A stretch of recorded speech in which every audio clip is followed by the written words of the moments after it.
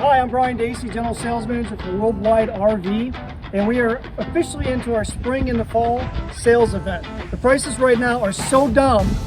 How dumb are they?